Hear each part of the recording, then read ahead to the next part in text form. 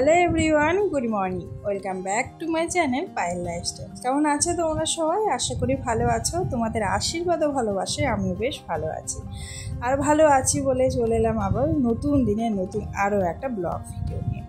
এর আগের ভিডিওতে দেখেছো বন্ধুরা যে আমি কিন্তু বাড়িতে এসেছি, তো রাত্রিতে পৌঁছেছিলাম, তারপরে ওখানে ভিডিওটা এন্ড করেছি। এটা হচ্ছে পরের দিন সকাল। তো আজকে সকাল থেকে ভিডিওটা স্টার্ট করে দিলাম। এখন ঘড়ির কাঁটায় বাজে 6টা, সকাল 6টা। ভাবলেই তোমরা অবাক হয়ে যাবে। আমার সোনা মামা ঘুম থেকে উঠে গেছে। তো ওদের পাপার তো সকাল সকাল ঘুম থেকে ওঠা অভ্যাস। তোর পাপা কিন্তু উঠে গেছে, ওদের পাপার সাথে আমার 2 ছানা উঠে গেছে। এখন ওরা যাচ্ছে ঘুরতে, মানে যাকে বলে মর্নিং ওয়াক। ওদের বাবা শুধু একবার বলেছে যে উঠে পর ঘুরতে নিয়ে যাব, তো সাথে সাথে কিন্তু দুজনা উঠে গেছে। তারপরে এই যে দুজনকে রেডি করে দিয়েছি, আমিও টাটা করে দিলাম আর আমাকে ওরা কিন্তু টাটা করে দিল। আর টাটা করে ওরা এখন চললো ঘুরতে।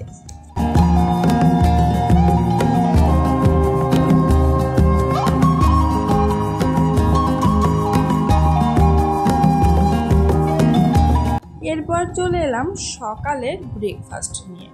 তো আজকে সকালের ব্রেকফাস্টটা আমিই তৈরি করছি, আমি আর বোন দুজনে মিলে।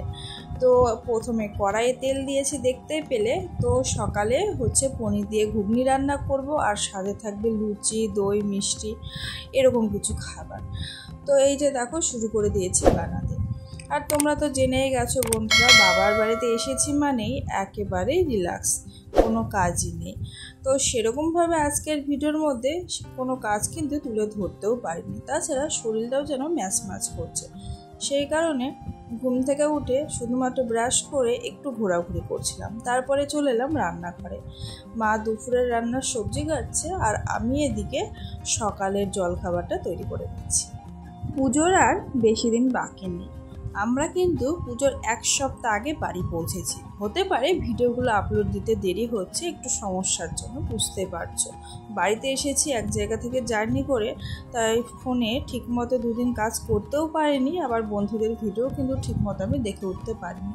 তবু আমার ভিডিও আমার বন্ধুরা দেখেছে, তার জন্য সকলকে অনেক ভালোবাসা।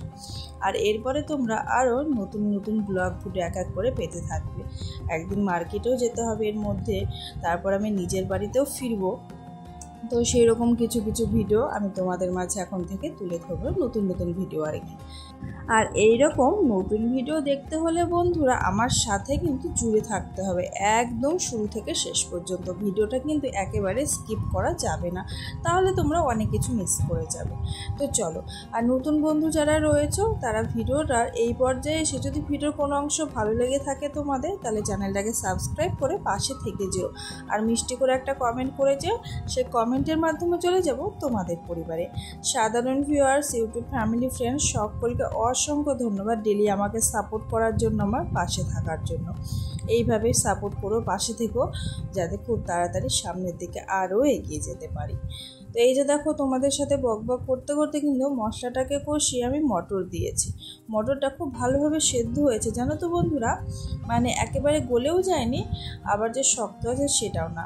আর এই রকমভাবে মটর সেদ্ধ করে ঘুগনি রান্না করে খেতে কিন্তু বেশ ভালো লাগে।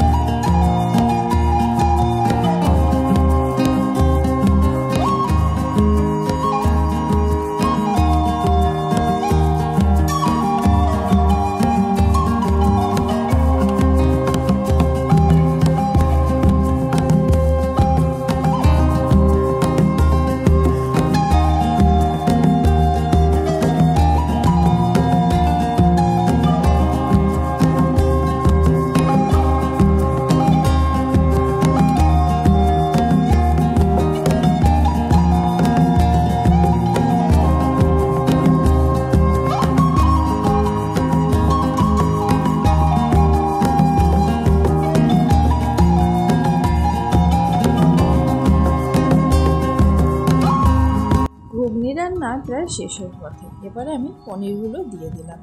পনিরগুলোকে হালকাভাবে ভেজেছি, দেখে বুঝতে পারছো ভীষণই সফট। আর তাছাড়া পনিরগুলো একেবারে ফ্রেশ আর টাটকা। আজকে সকালেই কিন্তু যে কাকার কাছ থেকে পনির নেওয়া হয় সেই কাকা আমাদেরকে দিয়ে গেছে। এই পনিরগুলো খেতে খুব ভালো লাগে। তো এই যে দেখো পনির দিয়ে মটরের ঘুগনি। আর আমি কিন্তু মটরে একটাও আলু দিইনি, মানে ঘুগনিতে আর কি। সত্যি কথা বলতে আলু দিতে ভুলে গেছি। তো সে কারণে ভাবলাম চলো ডেলি তো ঘুগনির মধ্যে আলু অ্যাড করাই হয়, আজকে আলুটাকে বাদ দিয়ে ঘুগনি রান্না করে দেখি খেতে কেমন লাগে। তো সেই মতো এই যে আলু বাদ দিয়ে ঘুগনি রান্না করে ফেললাম। সব শেষে ভেবেছিলাম গরম মশলা দেব, তো এখানে গরম মশলাটা না থাকায় একটু মিট মশলা দিয়ে কিন্তু আমি নামিয়ে নিচ্ছি।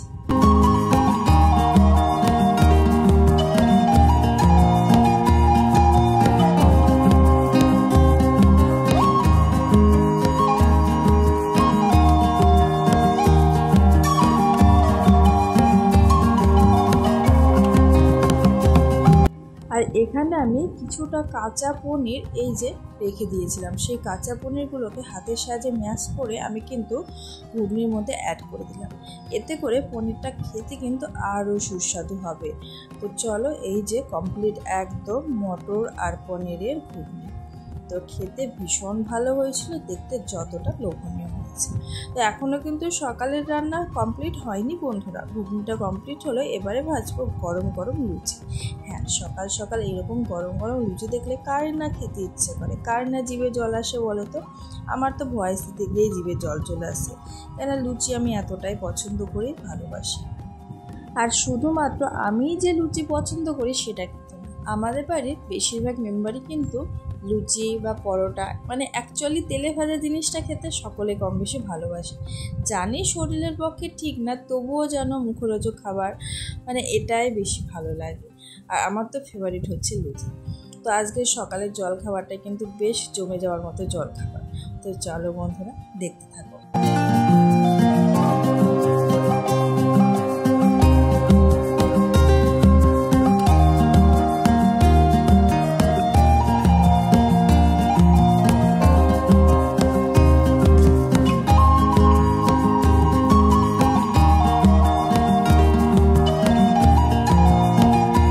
সকালের জলখাবার পুরোপুরি তৈরি করা কমপ্লিট হয়ে গেছে। চলে এলাম এই যে জামাইয়ের খাবার। হ্যাঁ, জামাইয়ের খাবার বলতে বড়বাবুর খাবার। এই যে আমার মা, শাশুড়ি মা জামাইকে খেতে দিচ্ছে। তো এখানে দই রয়েছে, আর ঘুগনি রয়েছে, লুচি রয়েছে, সাথে মিষ্টি দিয়েছে।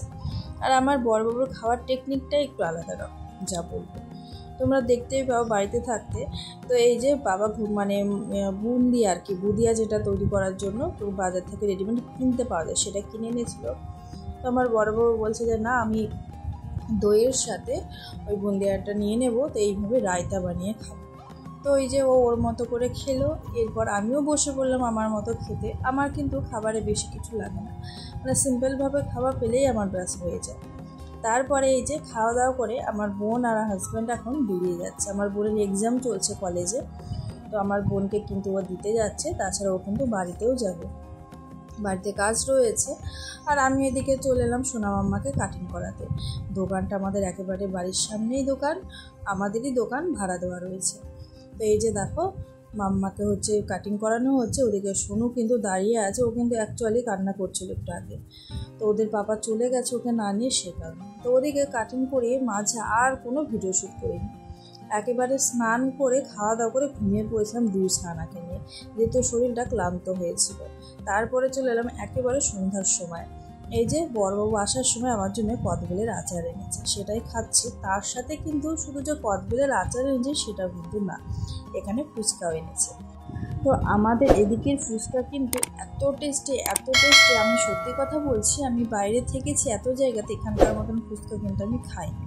আমাদের এখানের ফুচকাতে কিন্তু পেঁয়াজ অ্যাড করা হয় না, আর এর মধ্যে ছোলা, মটর, ভুজিয়া, আলুতে অনেক রকম কিছু দেওয়া থাকে। আর জলটা তো আরও টেস্টি বানায়, মানে জলটাই খেতে ভীষণ ভালো লাগে। তো অনেক দিন পর ফুচকা খাচ্ছি বন্ধুরা। ত্রিপুরাতে 8 মাস থেকে এলাম, 8 মাসের মধ্যে একদিন ফুচকা খেয়েছিলাম, তাও আগরতলায়। উদয়পুরের ফুচকা আমি একদম খেতেই পারি না, আমার ভালো লাগে না। জলপাইগুড়িতে থেকেছি, ওখানকার ফুচকা আমি খুব একটা ভালো খেতে পারি না। সবথেকে বড় কথা হচ্ছে কাঁচা পেঁয়াজ অ্যাড করা থাকে, আমি কাঁচা পেঁয়াজের গন্ধটা সহ্য করতে পারি না। তো এই যে এখানকার ফুচকাটা খাবো খাবো করে আশায় থাকি, বাড়িতে এসে যে দেখো ফুচকা খেতে বসে গেছে। তো চলো আজকের ফুচকা খাওয়া দিয়ে ভিডিওটা শেষ করছি বন্ধুরা, দেখাবে আবারও নতুন কোনো ভিডিওর সাথে। ভালো থেকো বন্ধুরা, টাটা।